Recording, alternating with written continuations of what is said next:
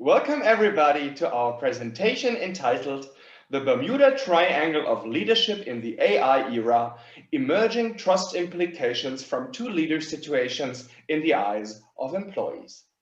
As our title suggests, our theoretical work aims at contributing to better understand workplace realities that are increasingly permeated with intelligent technologies, particularly emphasizing the role of employees as co-creators of such realities.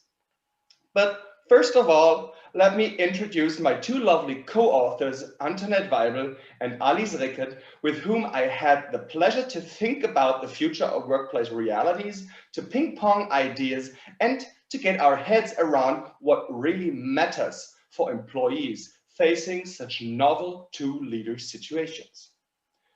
First, and to be very precise, our research question of our paper reads as follows. What are the implications of automation of leadership in the workplace from an employee's perspective? This question, of course, is relevant to answer from both a practitioner's and a scholarly perspective.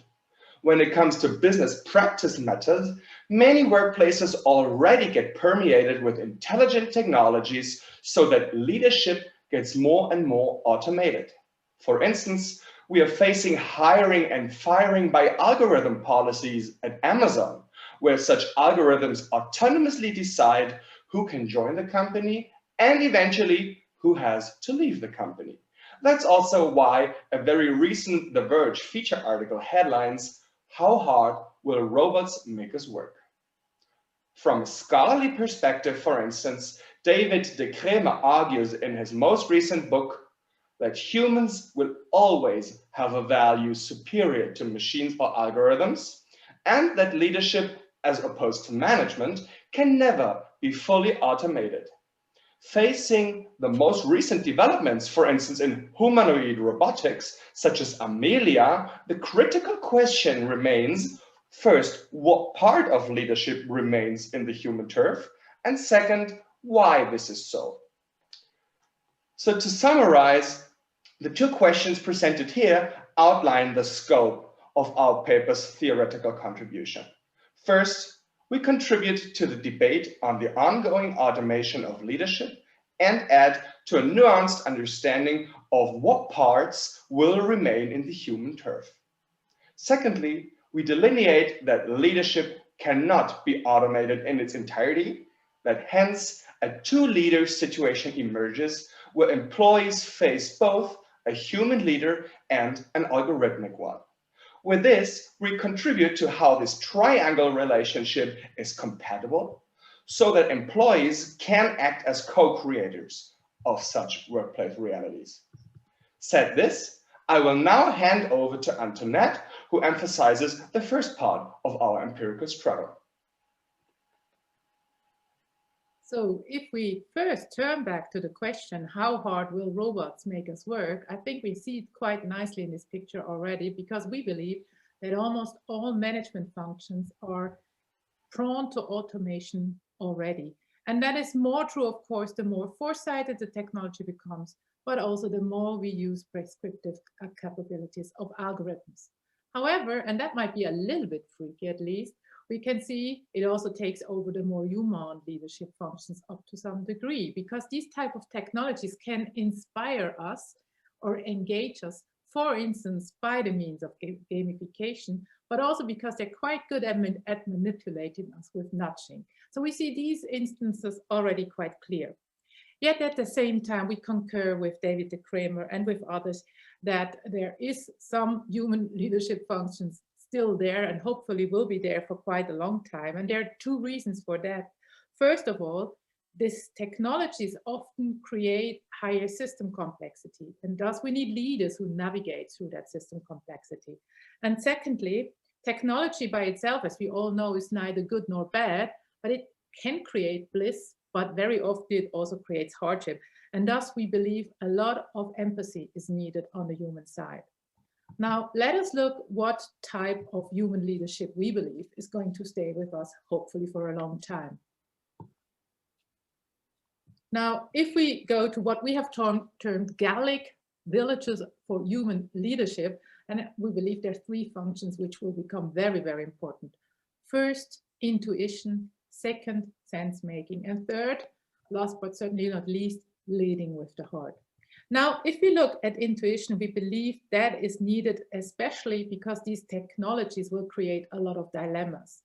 And to solve dilemmas, you often need creativity. You have to find a synthesis. And that's something which humans can do much better than technology.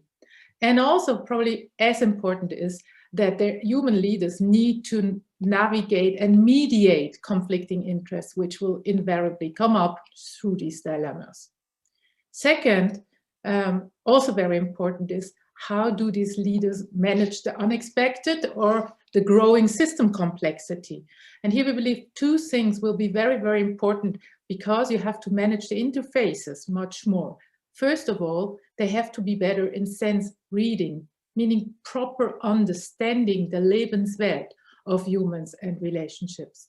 And second, out of that, they also have to be able to have some sense making to create a collective understanding, a new common identity and storyline.